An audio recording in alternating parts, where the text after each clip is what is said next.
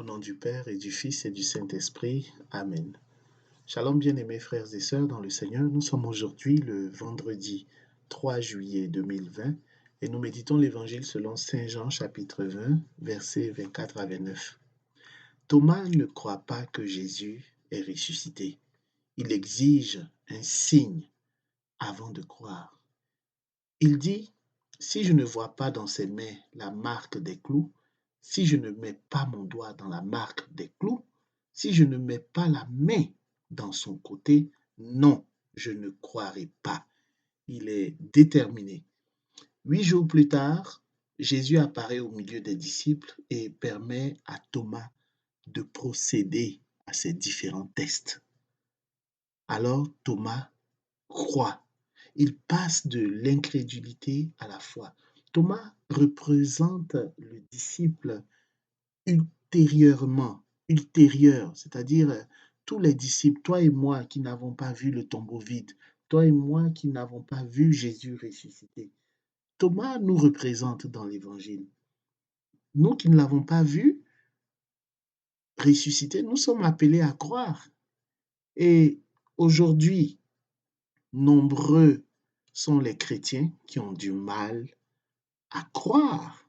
Je ne parle même pas des non convertis, mais des chrétiens, des personnes qui ont reçu le sacrement du baptême, de la confirmation, qui participent aux différentes activités de l'Église, mais qui ont du mal à accueillir la bonne nouvelle de la résurrection de Jésus. Oui, notre foi ne doit plus reposer sur la vue, sur ce qu'on voit, et même en élargissant sur nos sens. Mais elle doit reposer sur la parole des apôtres qui est contenue dans le Nouveau Testament. Dieu n'agit pas selon ce qu'il voit. Le premier livre de Samuel au chapitre 16, verset 7, l'Éternel dit, et l'Éternel dit à Samuel, ne prends point garde à son apparence et à la hauteur de sa taille, car je l'ai rejeté. L'Éternel ne considère pas ce que l'homme considère. L'homme regarde à l'apparence, mais l'Éternel regarde au cœur. L'un des frères de David, alors le prophète Samuel pensait que celui qui était bien bâti, probablement c'était celui-là, loin de Dieu. Mais Dieu lui dit, l'Éternel ne regarde pas l'apparence. Alors la vue, les informations que la vue nous rapporte, Dieu ne les suit pas. Dieu regarde au cœur.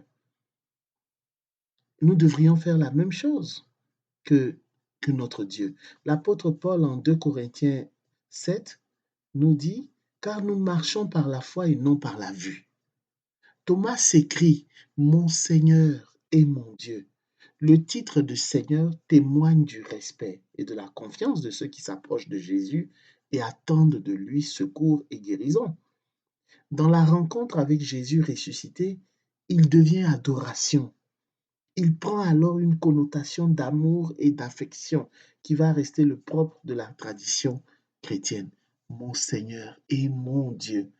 Vous voyez comme un enfant qui s'en remet totalement à son Seigneur et à son Dieu. Es-tu capable d'entretenir une relation d'amour et d'affection, toi aussi avec ton Dieu? Comment passer de l'incrédulité à la foi? Paul nous dit simplement, ainsi, la foi vient de ce que l'on entend, et ce qu'on entend vient de la parole de Dieu. Romains 10, 17. Oui, si tu veux que ta foi augmente, si tu veux passer de l'incrédulité à la foi, mets-toi à méditer les Saintes Écritures. En Luc 10, 5, les apôtres s'écrient, les apôtres dirent au Seigneur, augmente en nous la foi. C'est le cri des apôtres. Ceux qui nous ont précédés, ceux de qui nous avons à apprendre. Ils s'adressent au Seigneur, augmente en nous la foi. Alors c'est Jésus seul qui peut te faire passer de l'incrédulité à la foi. Et la parole de Dieu, c'est Jésus. Le prologue de Jean nous dit, au commencement était la parole était avec Dieu, la parole était Dieu.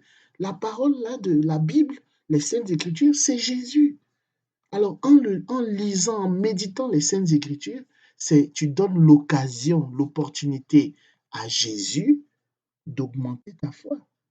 Hébreux 12:2 nous dit, les yeux fixés sur Jésus, qui est à l'origine et au terme de la foi. D'autres versions vont nous dire, ayant les regards tournés vers Jésus, qui est le chef et le consommateur de la foi.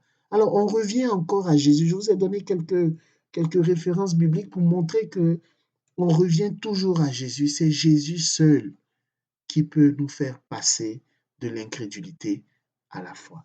Que la paix du Seigneur, que sa grâce comble ta vie et la vie de tes proches en ce jour du vendredi 3 juillet 2020. Au nom du Père et du Fils et du Saint-Esprit, ainsi soit-il.